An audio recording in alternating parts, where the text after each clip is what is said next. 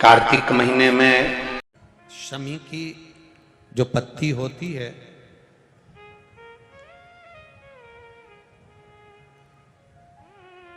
शमी की जो पत्ती होती है, एक पत्ती में जितनी पत्तियां लगी होती हैं और एक पत्ती के अंदर, जरा ध्यान देंगे, जैसे इस पत्ती में ढेर सारी पत्तियां लगी हुई है, उस पत्ती में से भी एक पत्ती तोड़ोगे और एक पत्ती तोड़ने पर उस पत्ती को भी अगर गिनोगे तो उसमें बहुत सारी पत्तियां होती हैं।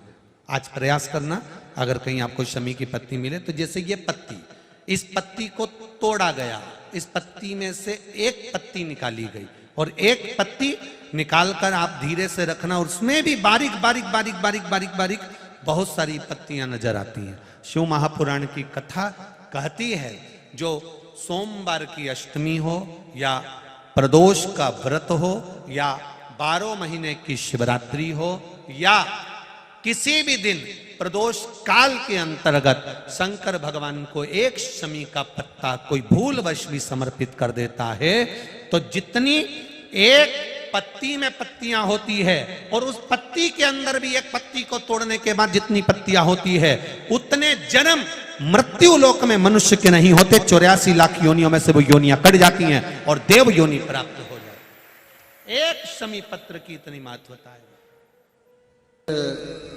गुड़गांव से एक बहन जी आई थी, वो एक बात कर रही थी कि गुरुजी, मैं जहां रहती हूं उस गांव, उस सोसाइटी से शिवजी का मंदिर कम से कम 3 किलोमीटर दूर है। अब मैं रोज बेटे से कहूं कि मुझे तो 3 किलोमीटर दूर मंदिर लेकर जा, ले जाएगा क्या? अरे बोलो तो जम के। मैं अपने पति से कहूं कि तू 3 किलोमीटर दूर मुझे मंदिर लेकर चल, रोज रोज ले जाएगा क्या? अभी हम आ रहे थे, इसके 1 घंटे पहले यहाँ पर हमारे, हम जहाँ रहते हैं कक्ष में, उसके बाहर एक माताजी बात कर रही थी दूसरी माताजी से। कहे कि मैं तो मेरे पति को बोलकर साथ में लेकर आई हूं कि अपन केवल आधा घंटा की कथा सुनेंगे, उसके बाद आ जाएंगे। हम कल से आए हैं और कल हमारा पति यहाँ आया और कहने लगा चल अपन यहाँ से फिर चलते हैं, चल चल चल। और उसने रात की जो आरती करी शाम की प्रदोष काल की, उसके बाद हमारा पति हमसे बोला अब तो पूरी 5 दिन की सुन के ही जाए। तो माता जी ने पूछा नोएडा वाली ने कि गुरुदेव ये बताओ कि हम 3 किलोमीटर दूर ना बेटा लेकर जाए, 3 किलोमीटर दूर ना हमें हमारा पति लेकर जाए, 3 किलोमीटर दूर बिना मैं साधन के जा नहीं सकती, और नीचे उतर के इतनी ट्रैफिक में जाऊं और कुछ हो जाए, शरीर को कोई ठोकर मार जाए, टल्ला देकर चले जाए, शरीर में कष्ट हो जाए, तो फिर मंदिर कैसे जाऊं? अब आप बताओ, आप कहते हो सारी समस्या का हल 1 लोटा जल, अब ये समस्या भी मेरी मिटा, ये भी समस्या। अब तुम बताओ कि मैं जाऊं तो जाऊं कैसे? तो हमने कहा मां, शिव पुराण की कथा कहती है जब तक शरीर चले तब तक भगवान के मंदिर जाकर 1 लोटा जल चढ़ाओ, और जब तुम्हारा शरीर ही इतना भारी हो गया, चल नहीं पाती हो, जा नहीं पाती हो, तो फिर एक काम करो, अपने घर के अंदर जो शिवलिंग है उस शिवलिंग पर जल चढ़ाओ और बाबा से प्रार्थना करो कि मेरे इस जल को महाकाल राजा तू स्वीकार करना, मेरे इस जल को काशी विश्वनाथ तू स्वीकार करना, मेरे इस जल को बाबा वैद्यनाथ तुम स्वीकार करना, मेरे इस जल को हे कृष्णेश्वर नाथ तुम स्वीकार करना। वो स्वीकार करे। बचपन में बच्चा सोया रहता है, माँ और बाप को उस बच्चे के पास आना पड़ता है। बच्चा जब बड़ा हो जाता है, उसे भूख लगती है, प्यास लगती है, तो वो अपने माता पिता के पास आता है। शिव महापुराण की कथा कहती है जब शरीर में कष्ट है, रोग समाहित हो गया, पूरा शरीर शिथिल हो गया, आप मंदिर नहीं जा सकते, तो एक काम करो, घर में जो शिवलिंग है उस पे जल चढ़ाकर आचमन करो, और अगर इतना भी नहीं चल सकते हो तो पलंग पर भी अगर पड़े हुए हो तो मानसिक पूजन करो।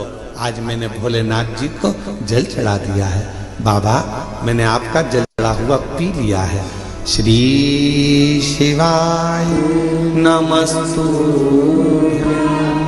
श्री शिवाय नमस्तुभ्यं, श्री शिवाय नमस्तुभ्यं, श्री शिवाय नमस्तुभ्यं। बाबा मैंने जल चढ़ा दिया, बाबा मैंने आचमन कर लिया। पलंग पर पड़े हो, शरीर नहीं चल पा रहा, आप अपने कमरे से निकल भी नहीं पा रहे हो, कहीं जा भी नहीं पा रहे हो, तो भी उस शिव को याद करो, उसका भजन करो, उसका स्मरण करो। तुम नहीं जा सकते तो क्या हुआ, तुम्हारे भक्ति के बल से एक दिन कुबेरेश्वर बाबा तुम्हारे दरवाजे तक जरूर पहुंचेगा, तुम्हारे घर तक जरूर पहुंचेगा। आप जाओ उस तक।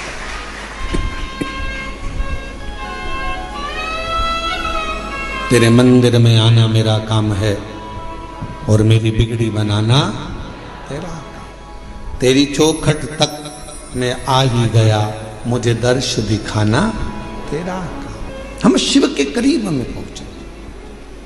जरूरी नहीं कि आप मंदिर तक जाएंगे, जरूरी यह है कि आपका विश्वास, आपकी दृढ़ता, आपकी श्रद्धा, आपका भरोसा एक ना एक दिन मेरे कुबेरेश्वर बाबा को तुम्हारे घर तक लेकर जरूर आएगा, तुम्हारे दरवाजे तक जरूर आएगा। शिव कथा कह रही है।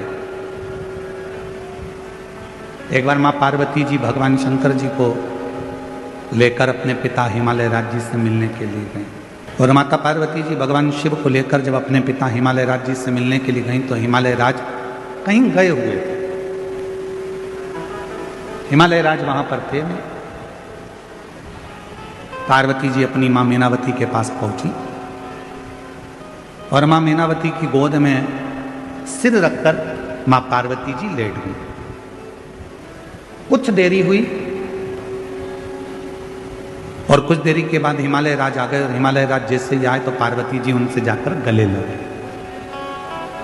शिव महापुराण की कथा कहती है, बेटा मां को प्रिय होता है और बेटी बाप को प्रिय होती है।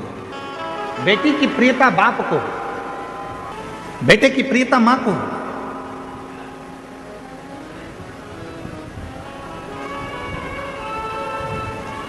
अगर बेटे को कुछ चाहिए होगा ना तो सबसे पहले वो अपनी मम्मी से कहेगा, मम्मा आई 500 रुपए की जरूरत है, आई पापा से कहना दिलाना, भाऊ से बोलना 500 रुपए दे। बेटे को जरूरत होती है तो वो अपनी माँ से कहता है, और बेटी को किसी भी चीज़ की जरूरत होती है सबसे पहले अगर बेटी बोलती है तो अपने पापा से कहती है, पापा ऐसी बात है, मुझे पढ़ाई करना है, इस कॉलेज में जाना है, इस स्कूल में जाना है, मुझे ऐसा करना है, मुझे ये कोचिंग करना है, मुझे ये करना है। उसकी प्रियता उसके पिता से।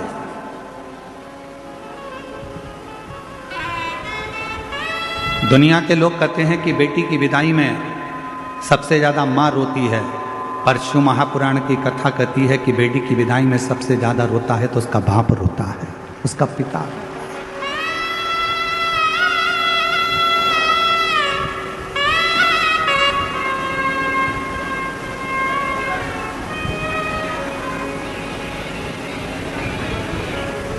दुनिया का एक दान सबसे विचित्र दान है और वो है कन्यादान। दुनिया का एक दान सबसे विचित्र दान है और वो है कन्यादान। एक बाप अपने दिल की, अपने घर की सारी खुशियां दूसरे के हाथ में दान दे देता है, अपनी बेटी का दान कर देता है।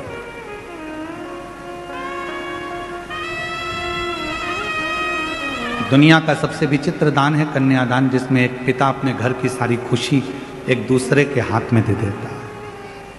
कन्या दान देने वाले ने तो दे दिया, पर दान लेने वाले ने उसको समझा कि नहीं समझा ये पता नहीं। जितने बैठे हो सकता है हमारी बात का आपको बुरा लग जाए, और लग जाए तो लग जाए, पर शिरडी में कहकर जरूर जाऊंगा। जितने बैठे हो और जितने आस्था चैनल पर कथा श्रवण कर रहे हो, जितने फेसबुक यूट्यूब पर सुन रहे हो, जितने सोशल मीडिया पर कथा सुन रहे हो सकता है हमारी बात का आपको बुरा लग जाए, पर कहूंगा जरूर। देने वाला व्यक्ति देता है और लेने वाला व्यक्ति लेता है। लेने वाले ने लिया, देने वाले ने दिया। देने वाले को मालूम है अगर वो साड़ी दे रहा है तो देने वाले को मालूम है कि साड़ी कितने की आई, 500 की कि 1000 की। उसने उठाई, तुमको दे दी। लेने वाले ने क्या कीमत आकी हो, इकट्ठी ले आया होगा, 200-300 रुपए की होगी। बोलो बोलो, सही है कि गलत है? देने वाले ने कीमत बाजार से लाया देने वाला, और कीमत आंक कर देने वाला जब लेकर आया उस साड़ी को, उस वस्त्र को, उस आभूषण को, उस बर्तन को, उस रकम को, उस सामान को उसने उसको देना था, तो वो लेकर आया तो उसके पास कीमत की थी। जिसने ली उसने कीमत नहीं आकी, उसने कीमत नहीं देखी। जिसने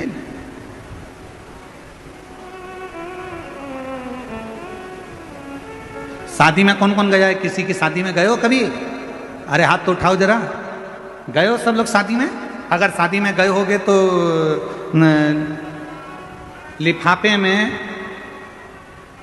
पैसे डाले थे? अरे बोलो तो जम के, डाले थे? ठीक है। लिफाफा कितने का आया था? 2 रुपए का, 5 रुपए का? पैसे का तो आया था कि नहीं आया था, ये बताओ पहले तो। 2-5 रुपए का लिफाफा आया होगा, तुमने उसमें 500-1000 रुपए डाले होंगे, पॉकेट में तुमने पैसे डालकर शादी वाले को दिए होंगे। तुमने वो लिफाफा 5 रुपए का खरीदा, सुंदर से सुंदर खरीदा कि अपने रिश्तेदार की शादी है, अच्छा दूंगा। 5 रुपए का लिफाफा खरीदा और तुमने उसमें 1000-2000 रुपए रखकर दिए। अब लेने वाले ने तो केवल अंदर से जो 1100 रुपए थे, 500 रुपए थे, वो निकाले और उस लिफाफे को उठाकर फेंक दिया। उसने उसकी कीमत समझी क्या?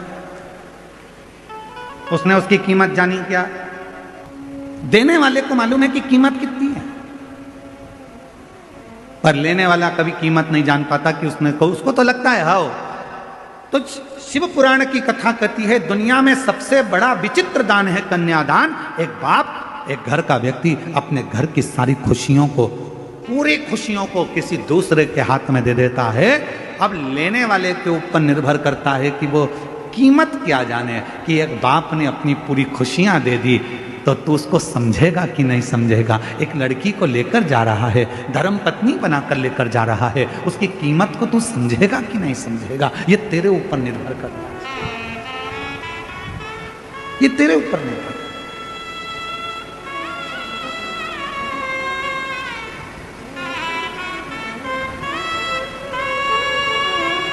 पार्वती जी माँ की गोद में सिर रखकर सो रही थी, और माता पार्वती जी जब अपनी माँ मैनावती की गोद में सिर रखकर सो रही थी, पिताजी हिमालय राज का आगमन हो गया। और जैसे ही हिमालय राज का आगमन हुआ तो पार्वती जी दौड़ पड़ी, अपने पिता से गले लगने के लिए दौड़ी। माँ पार्वती गले लगी। पिताजी ने पूछा पार्वती जी से कि तू बहुत दिनों के बाद आई है बेटी, क्या बात है? कैसे आना हुआ? क्यों आई हो? कैसे आई हो? दुनिया में केवल एक बेटी ऐसी होती है जो अपने बाप के चेहरे को देखकर पहचान जाती है कि पापा को तकलीफ क्या। दुनिया में केवल एक बेटी ऐसी होती है जो अपने पापा के, अपने भाऊ के, अपने पिता के चेहरे को देखकर पहचान जाती है, अपने पिता के चेहरे को देखकर पहचान जाती है कि पिता को दुख क्या, तकलीफ क्या, कष्ट क्या।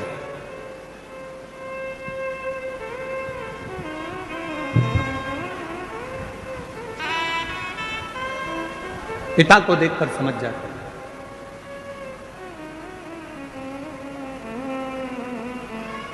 एक बेटी का और बाप का संबंध ही ऐसा होता है। बेटी बाप का चेहरा देखकर पहचान जाती है कि पापा को तकलीफ क्या है, और बाप फोन पर भी अगर बात करेगा ना बेटी से तो समझ जाएगा कि मेरी बेटी को तकलीफ क्या है। ये संबंध है, एक पिता का और पुत्री का संबंध, एक बाप और बेटी का संबंध। समझ जाए। बस जैसे एक पिता अपनी बेटी के मुख से शब्द सुनकर समझ जाता है कि इसको तकलीफ क्या है, एक बेटी अपने बाप का चेहरा देखकर समझ जाती है कि तकलीफ क्या है, उसी तरह जब तुम एक लोटा जल लेकर देवाधिदेव महादेव को चढ़ाने के लिए जाते हो, तुम मंदिर की सीढ़ी चढ़ते ही हो, उतनी देर में शंकर भगवान समझ जाते हैं कि मेरी बेटी का दुख क्या है, तकलीफ क्या है, कष्ट, मेरे बेटे को तकलीफ क्या है, मेरे पुत्र को तकलीफ क्या है, मेरी बेटी को तकलीफ क्या है। उस समय पार्वती मैया का प्रागट्य हो, मां जगत जननी जगदम्बा अम्बा पार्वती का प्रागट्य, मां पार्वती जी का प्रागट्य। हिमालय राज की नगरी में आनंद समाहित हो रहा, पूरी नगरी,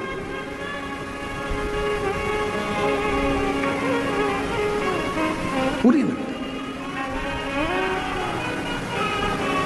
सूचना मिल गई भगवान देवाधिदेव महादेव को कि पार्वती जी का प्रागट्य हुआ। सबसे पहला काम भगवान शंकर जी ने एक करा कि पार्वती जी के प्रागट्य पर देवऋषि नारद को पार्वती जी का भाग्य बताने के लिए भेज दिया गया। मेरे ओघड़ रानी ने, मेरे शंभू ने, मेरे त्रिकालदर्शी कैलाशी अविनाशी शंकर भगवान देवऋषि नारद आ गए।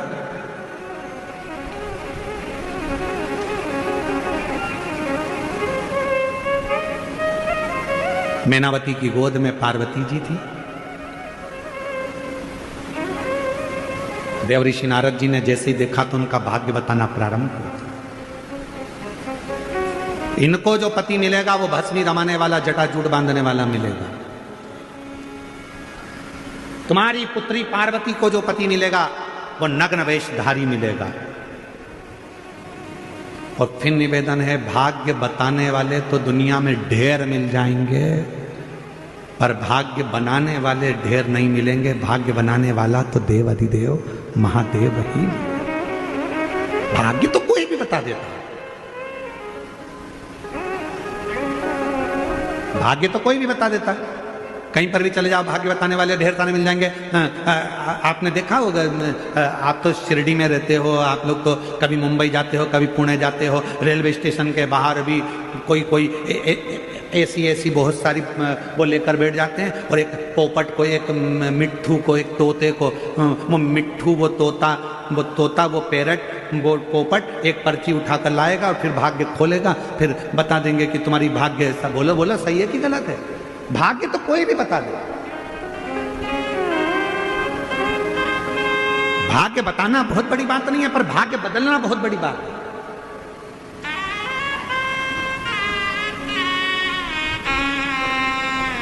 और मेरे देवाधिदेव महादेव किसी का भाग्य कभी नहीं बताते।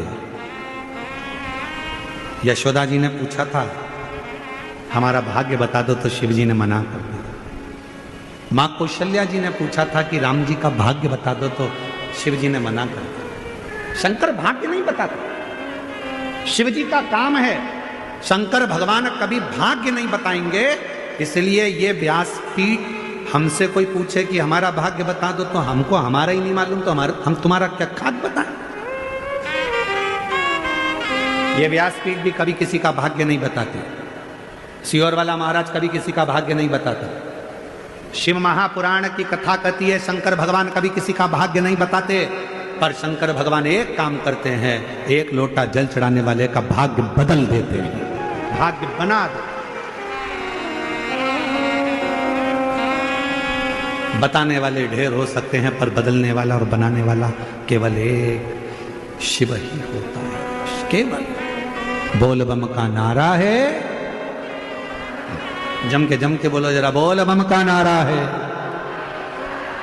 हार हार महा। भगवान शिव भाग्य बनाते हैं, भाग्य बदलते हैं, बताते हैं।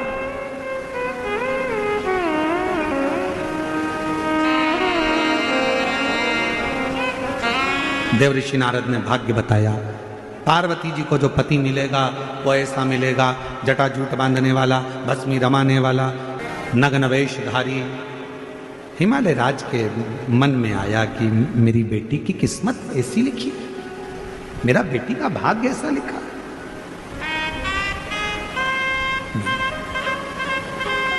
मैनावती रोने लगी। हिमालय राज ने कहा कि क्यों रोती, क्यों रो रही हो? मेरी बेटी का भाग्य ऐसा ऐसा मत। अगर तुम्हें लगता है कि बेटी का भाग्य ऐसा है तो अपन बेटी की शादी ही नहीं करें। जो पहले कथा में कहा, आज फिर कहते हैं, अपनी बेटी की शादी बहुत गाड़ी बंगला देखकर मत करना। अपनी बेटी की शादी ऐसे लड़के के साथ करना जो संस्कारित हो, गलत व्यसन में ना हो, मदिरा पान ना करता हो, गलत काम में ना हो, भले काम छोटा हो पर गलत संगत में ना पड़ा हो। तुम्हारी बेटी की इज्जत करे, सम्मान करे, सत्कार करे तो बेटी की शादी करना, नहीं तो ज्यादा गाड़ी बंगला देखकर बेटी का विवाह ना